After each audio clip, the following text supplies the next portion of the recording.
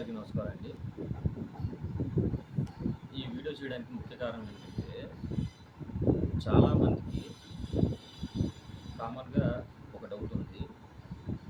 పశ్చిమ నియోజకవర్గంలో మీ కార్యకర్తలేంటి వెల్లంపల్లి గారు పేరు చెప్పినా, వెల్లంపల్లి గారు కనపడినా చాలా ఆనందపడిపోతారు. చాలా ఎక్సైట్‌మెంట్‌గా ఫీల్ అయిపోతారు. మీకు ఎందుకు ఆయన్ని చూడంగానే పూనకాలు వస్తాయని చెప్పేసి ఆ డౌట్ అయితే చాలామందికి ఉంది. అది ఎందుకు, ఏంటి అన్నది మీకు నేను ఈ వీడియోలో చూపిద్దాం అనుకుంటున్నాను ఇది. ఆహ్, ఆయన పశ్చిమ నియోజకవర్గంలో ఆయన నియోజకవర్గంలో దాదాపుగా 22, 23 డివిజన్లు ఉన్నాయి. ఆ డివిజన్‌లో నాదొక డివిజన్. 42 డివిజన్. అందులో నేనొక కార్యకర్తని. ఇలా నాలాంటి కార్యకర్తలు ఆయన ప్రతి డివిజన్‌లో వందల సంఖ్యలో ఉంటారు. పశ్చిమ నియోజకవర్గం మొత్తంలో వందల సంఖ్యలో కార్యకర్తలు ఆయన దగ్గర ఉన్నారు. అభిమానులు గాని, కార్యకర్తలు గాని. వాళ్ళలో నేనొకడిని. అయితే ఆయన ఎమ్మెల్యేగా పశ్చిమ నియోజకవర్గం ఎమ్మెల్యేగా వైసీపీ ఎమ్మెల్యేగా గెలిచి ఆంధ్ర రాష్ట్రానికి దేవాదాయ శాఖ మంత్రిగా ఉన్న రోజుల్లో మా కాలనీ సమస్యలు ఆయన దగ్గర కొన్ని తీసుకెళ్ళడం జరిగింది. ఆ కాలనీ సమస్యల నిమిత్తం ఆయన దగ్గరికి వెళ్ళినప్పుడు ఆయన ఎలా స్పందించారు, దాన్ని ఎలా చేశారు ఏంటన్నది మీకు వీడియోలో చూపిస్తాను నేను. ఒకసారి వీడియో చూడండి. ఇది మా కాలనీలో 450 12 ఎదురుగున్న రోడ్డు. గతంలో అంటే కాలనీ పుట్టిన 10 సంవత్సరాల్లో ఈ రోడ్డు పరిస్థితి ఇది. మా కాలనీలో ఇస్త్రీబండి శివ గారు అని చెప్పేసి ఆయన వైసీపీ కార్యకర్తే. ఆయన ఈ బిల్డింగ్‌లో ఉండేవాళ్ళు. ఆయన ఈ రోడ్డుని చూసి ఈ రోడ్లో ఆడోళ్ళు వర్షం పడ్డప్పుడల్లా ఆడోళ్ళు కానీ స్కూల్కి వెళ్ళే పిల్లలు కానీ ఇబ్బంది పడుతున్నారని చెప్పేసి సీనన్న దృష్టికి తీసుకెళ్దామని చెప్తే నేను ఆయన తీసుకొని సీనన్న దగ్గరికి వెళ్ళడం జరిగింది. జరిగి ఈ ఫోటోలు తీసుకెళ్ళి చూపించాం. సీనన్న ఇది మా పరిస్థితి, ఈ 3 బ్లాకులకు సంబంధించి రోడ్డు అన్నది ఇలా ఉందన్న పరిస్థితి, చాలా ఇబ్బందిగా ఉంది అని చెప్తే, ఇది కరెక్ట్గా చెప్పిన మళ్ళీ వారం లోపే దీన్ని వర్క్ స్టార్ట్ చేయించేశారు.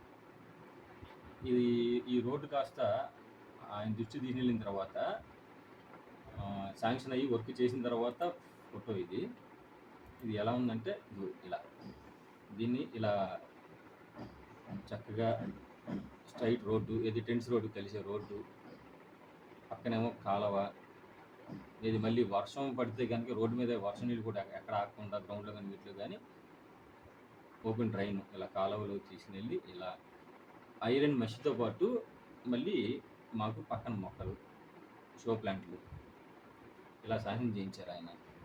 ఇది కంప్లైంట్ తీసుకెళ్ళిన కనీసం ఒక వారం కూడా టైం తీసుకోవాలి. ఇది అయినా మళ్ళీ అదే నెలలో ఇది కూడా ఆయన తీసుకెళ్ళినాం ఆయన దృష్టికి. ఇది మా కాలనీలో దాదాపుగా 1 ఎకరం స్థలం ఇది దీని చుట్టూ బ్లాక్లే మాయి. ఈ బ్లాక్ మధ్యలో ఇదొక చెరువులాగా ఏర్పడిపోయింది. ఇది కాలనీ పుట్టినప్పటి నుంచి, అంటే దాదాపుగా ఆయన దృష్టికి తీసుకెళ్ళక ముందు 10 సంవత్సరాలు అప్పుడు దాకా ఇది ఒక నడుము లోతు చెరువు, డ్రైనేజీ నీళ్లు, ఇలా డ్రైనేజీ నీళ్లతో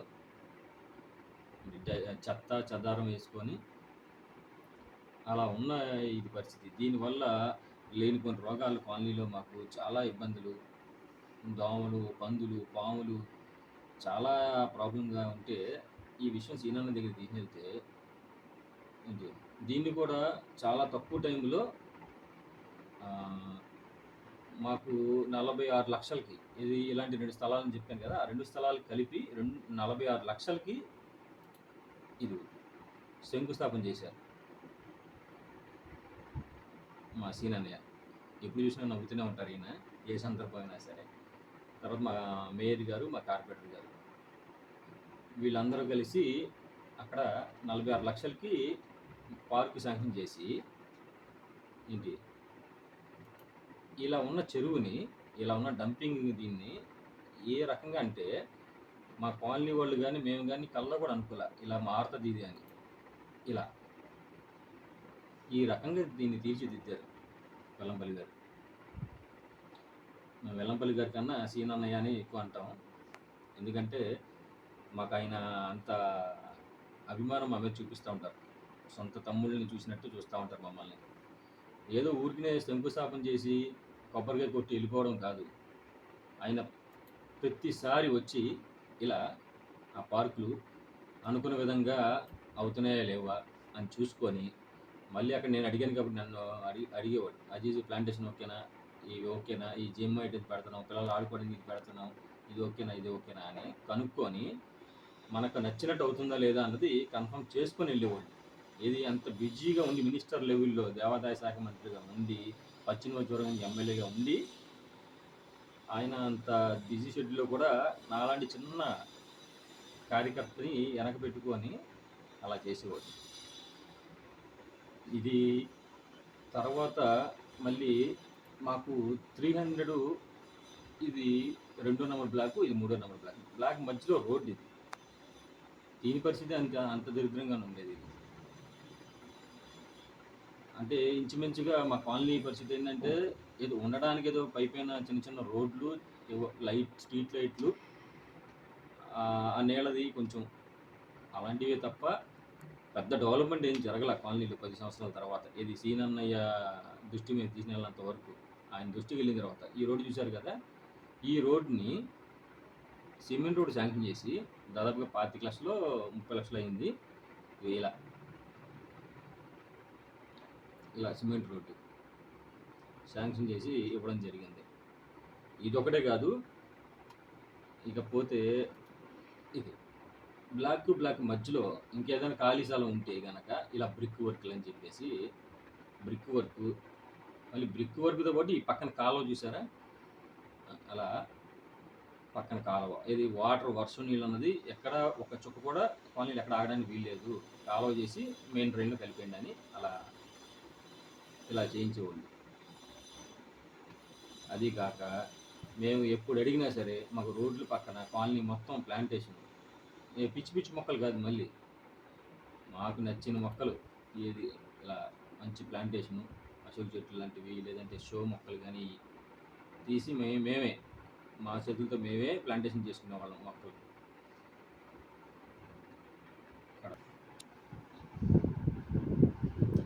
చూశారు కదండి, అది మా కాలనీలో మేజర్గా ఉన్న మా సమస్యలు ఏవైతే ఉన్నాయో ఏ సమస్యను ఆయన దీనికి తీసుకెళ్ళినా, అది చిన్న ప్లాంటేషన్ దగ్గర నుంచి 46 లక్షలు పెట్టి పార్కులు కట్టే వరకు, రోడ్లు ఏవైనా కానీ, అంటే దాదాపుగా కోట్ల రూపాయలు కేవలం ఒక కార్యకర్త కానీ, ఆయన నమ్మిన అభిమాని కానీ, ఆయన అభిమానించే మనిషిగా నేను ఆయన దృష్టికి తీసుకెళ్తే ఆయన వచ్చి చూసి దగ్గరుండి చేయించి మాకు ఏ విధంగా ఉంటే బాగుంటుందో ఆ రకంగా దాన్ని తీర్చిదిద్దిన